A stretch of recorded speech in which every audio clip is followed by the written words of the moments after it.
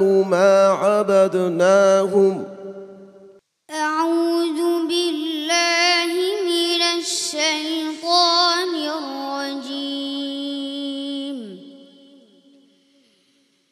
بسم الله الرحمن الرحيم حميم والكتاب المبين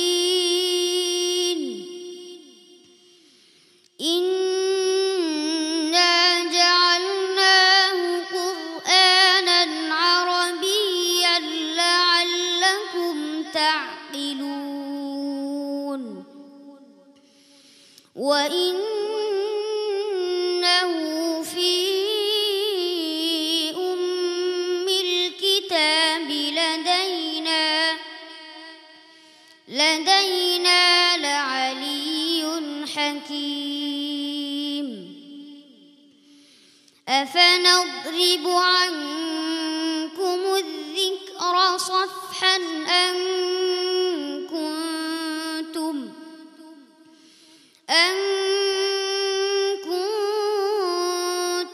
قوما مسرفين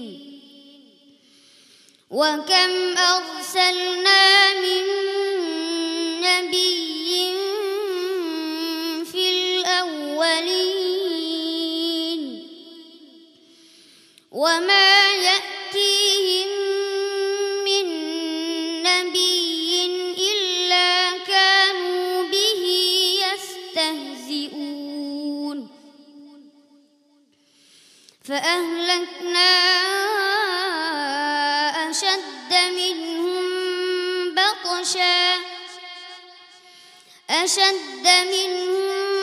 بطشا ومضى مثل الأولين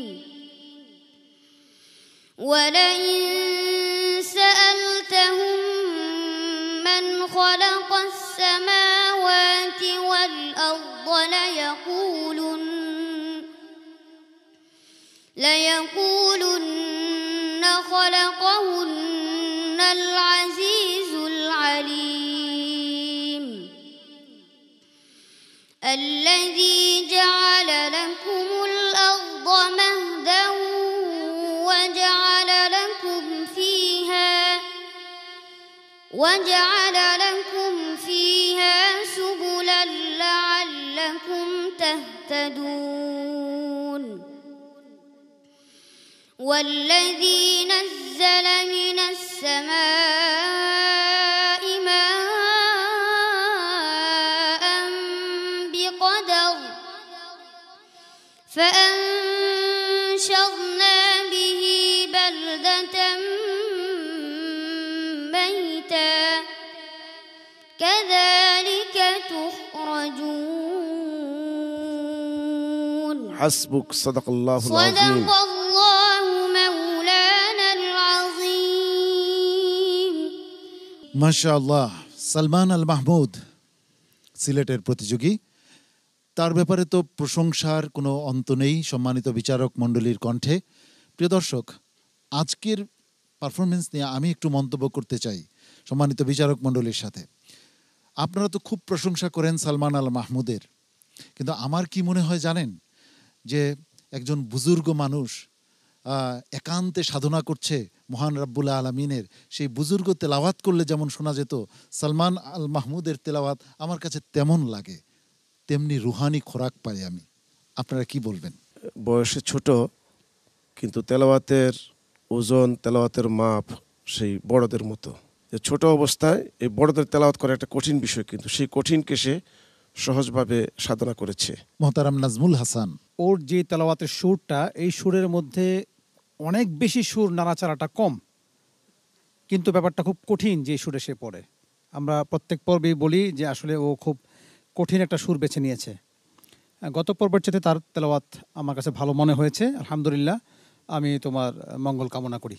মোহতারাম কারি হাবিবুল্লাহ বেলালি, আল্লাহর কাছে আমরা দোয়া করব তোমার এই তেলাওয়াতের মাধ্যমে যেন মানুষের ভিতরে আমলের পরিবর্তন আসে। আল্লাহ সেই তৌফিক তোমাকে দান করুন। আমিন। উস্তাদ জি। সালমান আর এই পর্বে তেলাওয়াত গত পর্বের থেকে অনেক উন্নত হয়েছে আলহামদুলিল্লাহ। আল্লাহ তাআলা তার এই প্রতিভাকে দিন দিন আরও বৃদ্ধি করে দেন, এই দোয়া রইল। আল্লাহ তাকে আল্লাহর কোরআনের জন্য, ইসলামের জন্য আল্লাহ কবুল করেন, একজন মুহাক্কিক আলেম কারি হিসেবে আল্লাহ কবুল করেন, আমিন। আমিন। সালমান আল মাহমুদ, অনেক অনেক দোয়া এবং ভালোবাসা তোমার জন্য। আসসালামু আলাইকুম ওয়া রাহমাতুল্লাহি ওয়া বারাকাতুহু। কোরআনের আলো, PHP কোরআনের আলো।